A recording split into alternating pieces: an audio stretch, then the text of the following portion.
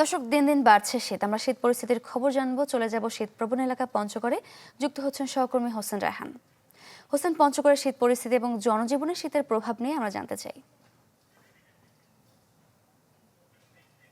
সারিকা, আপনাকে প্রথমে জানিয়ে রাখি, আজ সকালে পঞ্চগড় জেলার তেঁতুলিয়ার সরকারি যে আবহাওয়া পর্যবেক্ষণাগার আছে সেখান থেকে আমি জানতে পেরেছি তাপমাত্রা 9.3 ডিগ্রি সেলসিয়াস।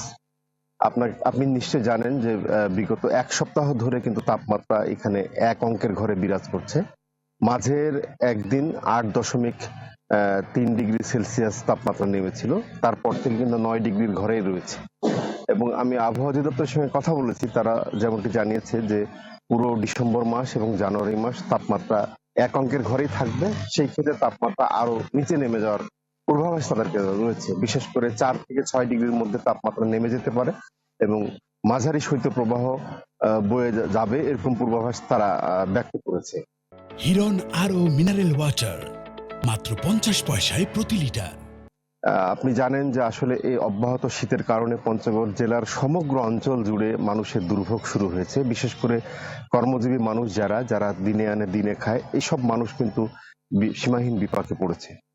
গভীর রাত থেকে ভোর পর্যন্ত শিশির কোনা পড়ছে বৃষ্টির মতো।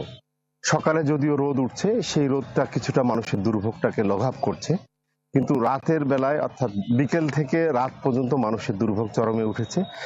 আশঙ্কাজনক হারে প্রতিটা হাসপাতালে শিশু এবং বয়স্ক মানুষরা ভর্তি হচ্ছে এবং একটা সংকট তৈরি হয়েছে। ইতিমধ্যে জেলা প্রশাসনের পক্ষ থেকে শীতার্ত মানুষের মধ্যে শীত বস্ত্র বিতরণের কর্মসূচি ঘোষণা হয়েছে। সেনাবাহিনী, বিজিবি, রাজনৈতিক দলের নেতৃবৃন্দ সবাই কিন্তু গরিব মানুষের মাঝে শীত বস্ত্র বিতরণ করছে। এই ছিল সারিকা আমার কাছে পঞ্চগড় জেলার সার্বিক শীতের পরিস্থিতি। হোসেন রায়হান, ধন্যবাদ আপনাকে।